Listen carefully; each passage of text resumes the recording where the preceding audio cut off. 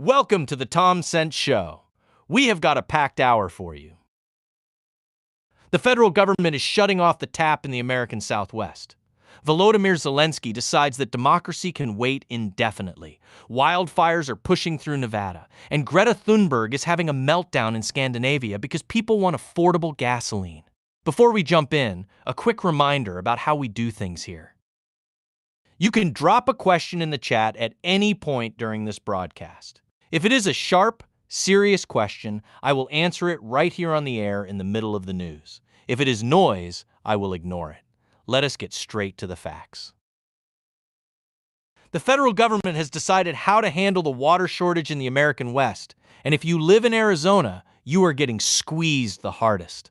The Department of the Interior and the Bureau of Reclamation just issued a binding record of decision. They are ordering massive water delivery cuts across the lower Colorado River Basin for 2027 and 2028. The goal is to keep Lake Mead and Lake Powell from dropping past critical infrastructure levels. The total cut is 1.25 million acre-feet every single year, split between Arizona, California, and Nevada. But look at the numbers. Arizona alone is forced to take a staggering 760,000 acre-foot hit. Mexico loses 250,000 acre-feet under international treaty adjustments. Meanwhile, the upper basin states like Colorado and Wyoming face zero mandatory cuts. Naturally, Arizona water officials are furious and already warning about lawsuits. Here is the plain reality. Washington, D.C. spent years watching 7 states try to reach a compromise, and when the talks failed, the bureaucrats stepped in with a heavy hand. They picked winners and losers, dumped the overwhelming majority of the sacrifice onto one state, and called it a balanced federal framework. When an unelected agency in Washington can simply turn the valve off on a state that produces food and energy for the rest of the nation, that is not smart resource management. That is pure administrative overreach.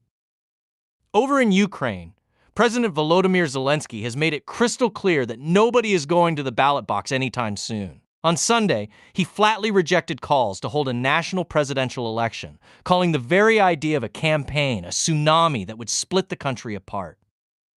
This whole debate flared up because his recently dismissed defense minister, Mikhailo Fedorov, came out publicly and said Ukraine needs to prove its democratic durability even in the middle of a conflict.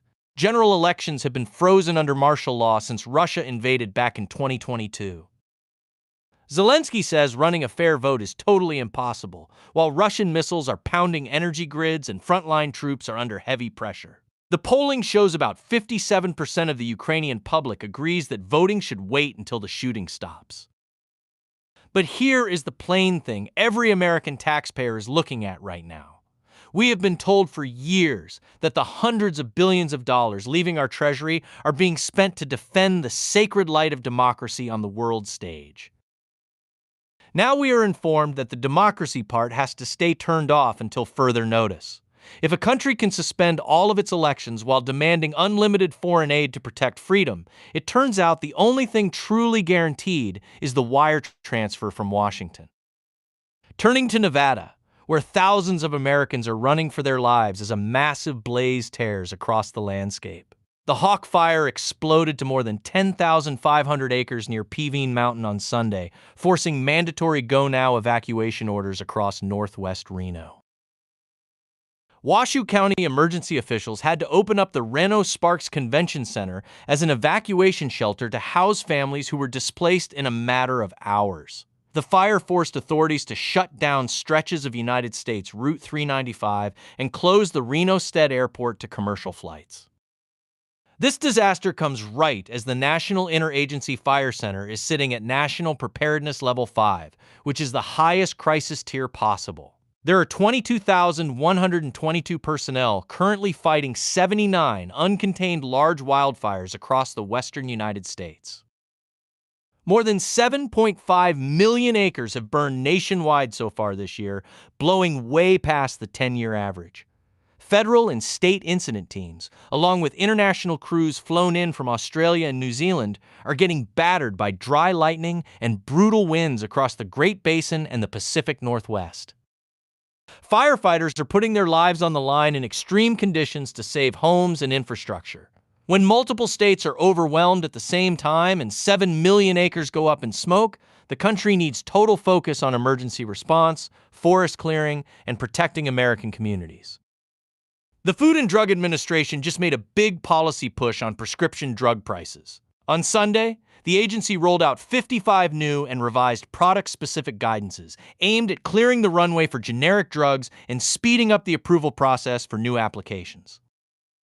More than 30 of these guidances focus on therapies that currently have zero generic competition in the marketplace. That includes ultra-expensive specialty treatments, like targeted oncology drugs for non-small cell lung cancer that cost patients thousands of dollars every month. The new rules give generic manufacturers exact bioequivalence benchmarks so they can prove their medicine is just as safe without spending years repeating redundant clinical trials. Naturally, the big pharmaceutical companies are already pushing back, complaining that strict manufacturing rules for complex biologics will take a lot of time to sort out.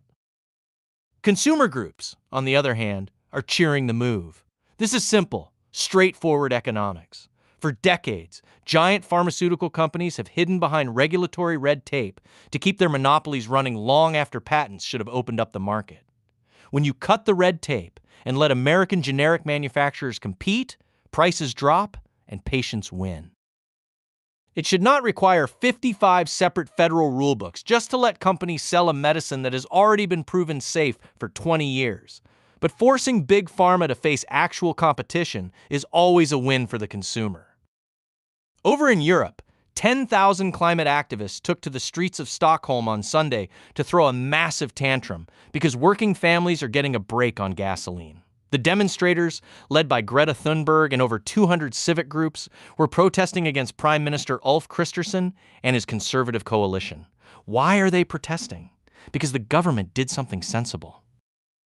They slashed fuel taxes and eased up on expensive low-carbon fuel blending mandates. Sweden has a tight general parliamentary election coming up on the 13th of September, and the left is furious that the current administration is ditching the statutory goal to cut transport emissions 70% by 2030. The government gave the only reasonable answer possible. They pointed out that cutting taxes on petrol is necessary to help family budgets survive crushing European inflation and keep local businesses competitive.